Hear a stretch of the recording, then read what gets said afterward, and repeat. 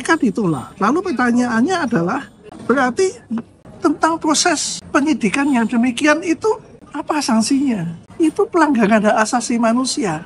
Karena fungsi polisi itu bukan untuk menghukum dan mencelakakan, mencari kesalahan orang, tetapi mencari keadilan, menegakkan kepastian hukum, mencari kebenaran formil, menjaga keamanan. Itu fungsi dari kepolisian. Saya saat ini yang ada itu bukan mafia peradilan, mafia hukum. Hukum dipakai untuk kepentingan-kepentingan tertentu, untuk tujuan-tujuan tertentu. Hukum tidak dipakai untuk kesejahteraan rakyat. Hukum tidak dipakai untuk keamanan rakyat, untuk kepastian rakyat, untuk keadilan, tetapi untuk kepentingan-kepentingan tertentu. Selamat pagi. Kemarin saya menceritakan bagaimana instansi khususnya DPR cepat sekali bereaksi terhadap beberapa kasus. Ya. Misalnya tentang Dr. Koas.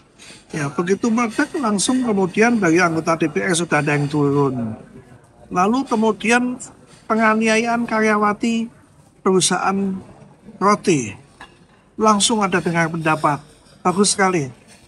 Di sisi lain yang namanya kasus Cherry yang kemarin saya buka, itu sudah ada surat dari Sekjen DPR dilimpahkan kasusnya ke komisi terkait, yaitu Komisi 3.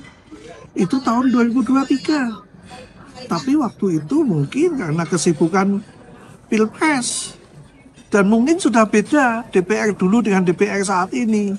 Dan moga-moga DPR cepat sekali responnya seperti yang terjadi saat ini. Ya. Ada kasus menarik lagi yaitu tentang sopir driver, kalau nggak salah, driver ojek kalau nggak salah, yang menjadi saksi penembakan dari oknum polisi kepada orang lain. Tetapi kemudian dia saat ini justru menjadi tersangka.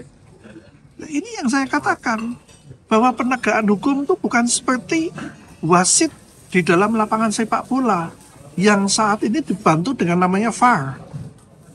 Sehingga wasit bisa melihat TV lagi, kemudian mengatakan ini offside, atau ini gol, atau ini pelanggaran. Bukan begitu. Kebenaran material itu harus dicari secara utuh. Ya, harus dilihat secara utuh, bukan menerapkan hukum hitam di atas putih berdasarkan peraturan yang ada.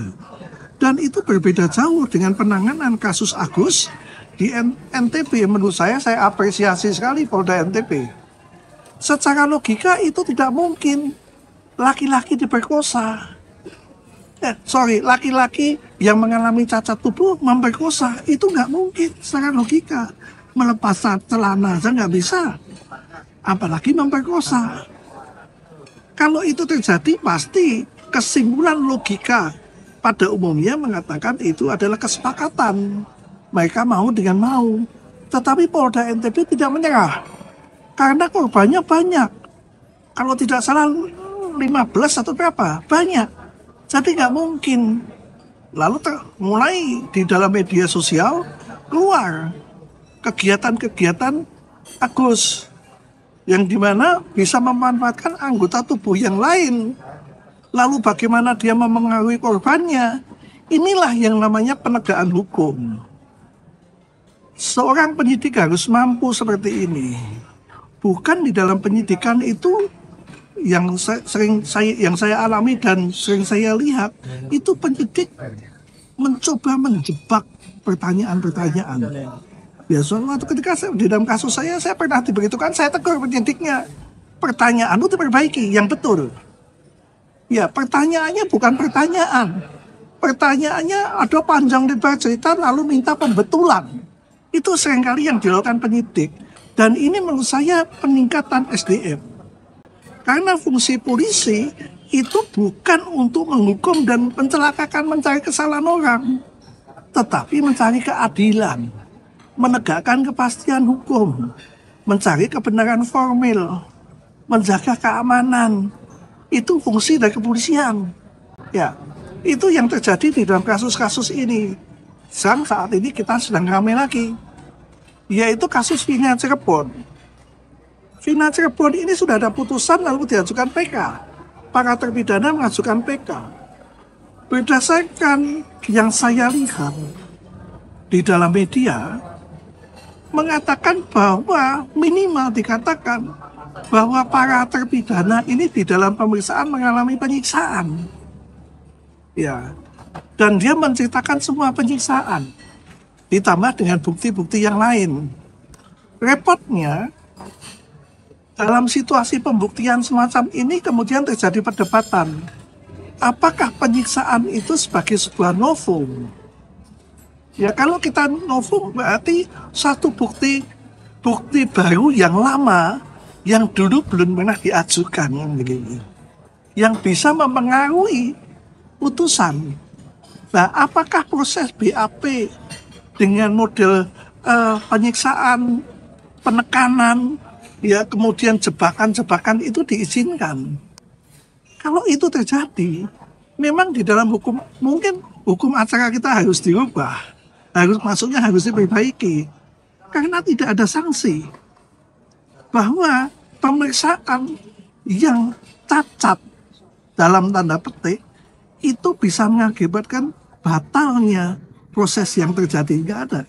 Seperti kasus yang saya, itu terjadi pergantian nama, pergantian identitas, bahkan menulis tentang dakwaan aja berganti-ganti, tanggal lahir salah.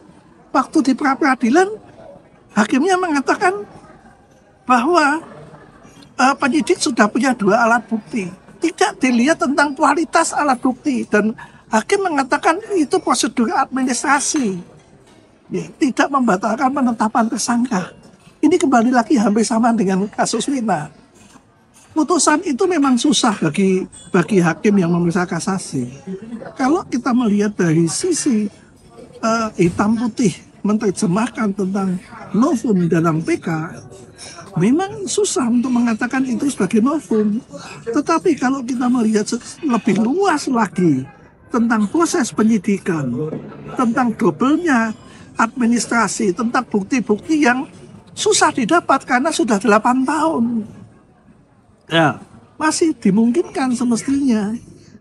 Sehingga kalau saat ini yang terjadi adalah PK ditolak. Lalu pertanyaannya adalah, berarti tentang proses penyidikan yang demikian itu apa sanksinya? Itu pelanggaran hak asasi manusia. Lalu kemudian bagaimana Komnas HAM saat ini tetap menelusuri dan menuntaskan pelanggaran hak asasi manusia itu? Lalu bagaimana kemudian Mabes Polri tetap memproses? Karena berita-beritanya kan penyidikan dilakukan oleh bukan orang yang memang berwenang di situ. Tetap harus dijalankan, bukan berhenti. Bukan seperti kasus guru yang kemudian hanya sekedar mutasi. Bukan, karena nama Supriyani sudah jadi tercemar walaupun kemudian dipulihkan. Ada kerugian-kerugian imaterial. Ya, keadilan harus berbicara sampai ke situ. Ya, berbicara tuntas, memulihkan haknya secara tuntas. Jadi menurut saya saat ini yang ada itu bukan mafia peradilan, mafia hukum. Hukum dipakai untuk kepentingan-kepentingan tertentu, untuk tujuan-tujuan tertentu. Hukum tidak dipakai untuk kesejahteraan rakyat. Hukum tidak dipakai untuk keamanan rakyat, untuk kepastian rakyat, untuk keadilan. Tetapi untuk kepentingan-kepentingan tertentu. Seperti yang saya katakan, kalau sudah bicara kepentingan, biasanya yang terjadi orang yang dekat dengan penguasa. Penguasa ini dalam tanda petik bisa berada di pusat dan di daerah, maka orang ini susah disentuh. Seperti itu yang dipamerkan di kasus Ivan Surabaya. Bagaimana ceritanya ini? Tidak ada kabar lagi. Lalu juga yang diucapkan oleh kasus anak Abi Roti, saya kebal hukum. Ya, yang paling susah, yang kasihan itu adalah keluarga dari Dokter Koas yang sopirnya memukuli. Saat ini berdampak kepada ayahnya, mulai ditelusuri harta kekayaannya. Nah, inilah kemudian yang terjadi saat ini penegakan hukum. Susah kepastian hukum, mafia hukum, dan penegakan hukum kita sedang sakit.